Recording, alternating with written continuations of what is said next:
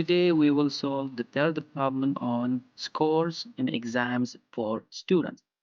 Let us read first the problem. Scores attained by a student in two exams are to be entered to a computer. That means two scores for exams are going to be recorded into a computer, and both of them are doubles, and both of them between 0 and 100 inclusive. That means 0 and 100 are also included.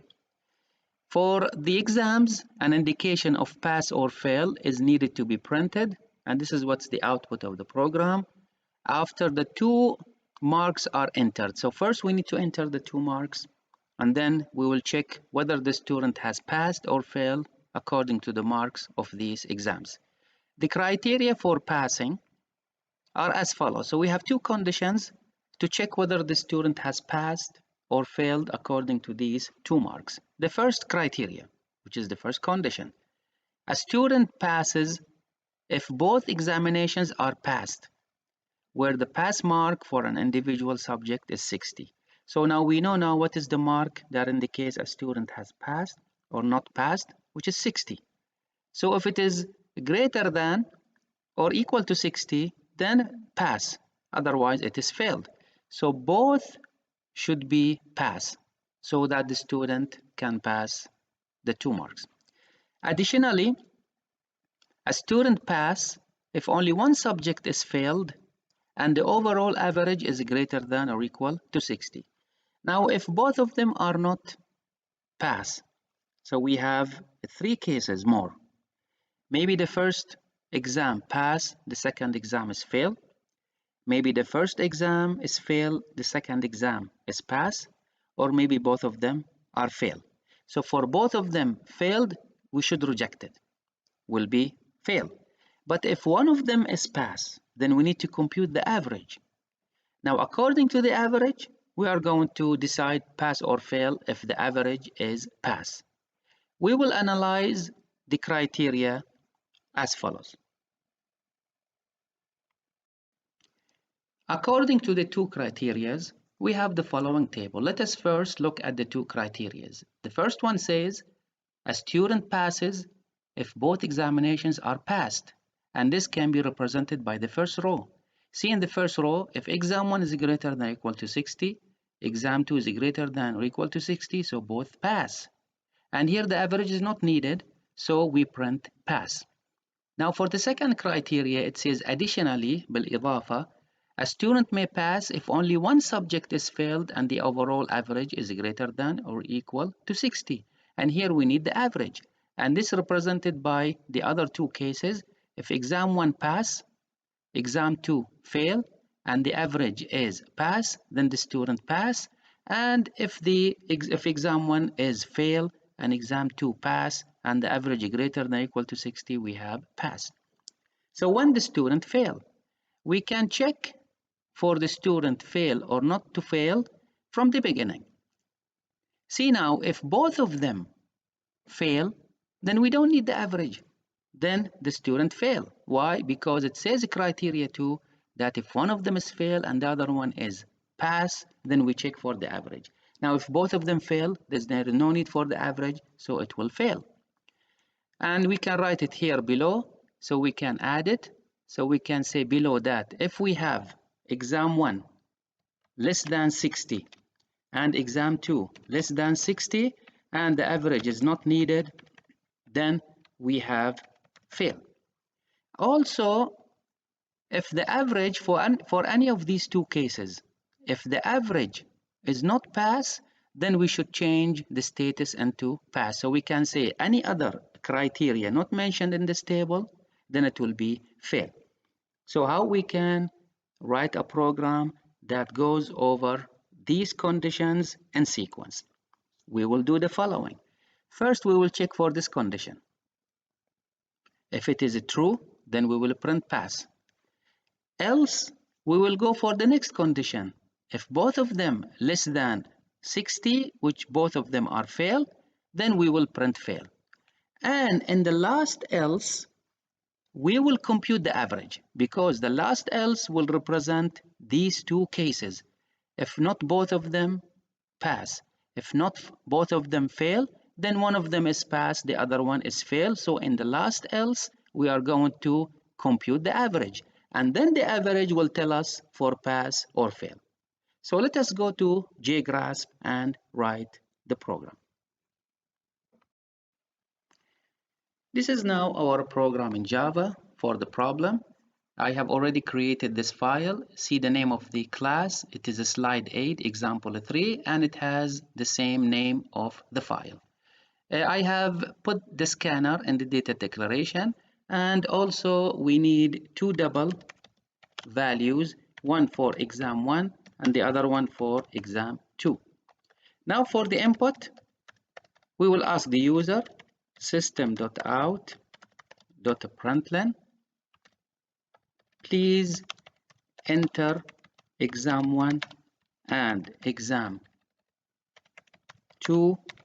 marks, and we are going to read the 2 marks by one message, which is this message. So we will say that exam1 is equal to n dot next double, and we will have exam2 equal n dot also next double. And now we will come for the process part, and maybe it will be also including output part at the same time. So the two stages will come one after the other. So first we will check, we will say if, for the first case, if exam1 greater than or equal to 60 and exam2 greater than or equal to 60, this represents the first case, so both of them pass. So here we print a message, system.out.println, and we say just pass, passed. Okay. Then we will go for the other exclusive condition, else if, and here we will put if both failed. So we say exam1 less than 60 and exam2 less than 60. And as you notice, now for these two cases, we don't need the average. So I will just simply copy, Control C, and here we will say Control V for paste, and here we will say failed. Now for the last else, the last condition, and here I will write a comment.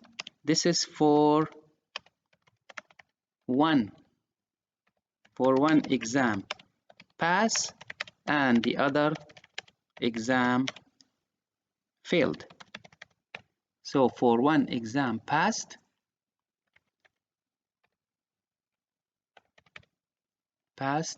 sorry for the spelling, passed, and the other exam failed. And since we are going to do two things, we need first to compute the average because we will depend on the average. So the first case, which is this one, if both pass, and for the next one, if both fail, and now for the third one, one of them failed, the other one is pass. So we need a bracket here, and the other bracket is here. So I will just remove the comment at the beginning of the block, and then inside the block we will compute the average. So I will define the average inside the block because we will need it only inside, and then it will be exam1 plus exam2, and we divide it by 2, and we have to check for the average. Now if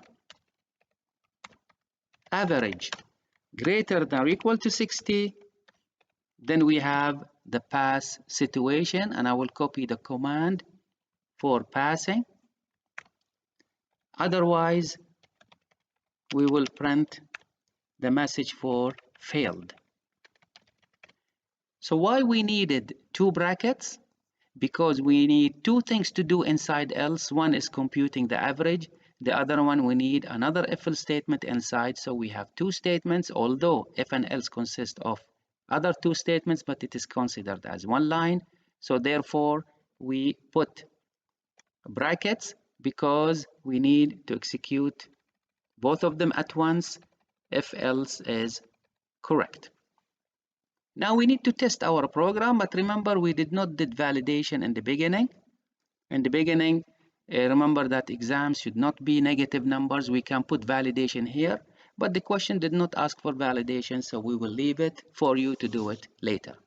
Before we run the program and check for errors, I would like to point out a note here. If you define a variable inside a block, which is this block, then you can only use it inside. You cannot use it outside. Notice now these data types are in the program in main, so it is outside every other block, so you can use them. But if you define a variable inside a block, then you can use it inside. So this is why I'm using average inside the block. But if I try to use it outside, you will get syntax error, and which I will show you in a moment. Let us check for errors. Hopefully there are no errors, and as you notice, we don't have any errors. So we will run the program for testing. So please enter exam 1 and exam 2 marks. So we will give 2 marks for passing. So let's say 70, and let's say we will give 80. So both above 60, so it is passed. Let us run the program again.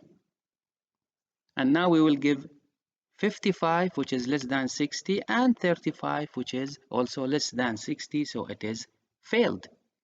And again, we will run it. We will give 1 pass and 1 fail. So we will give, let's say, 45, and we will give 60. But if you compute the average here, you will notice that the average is not pass. So the answer will be failed.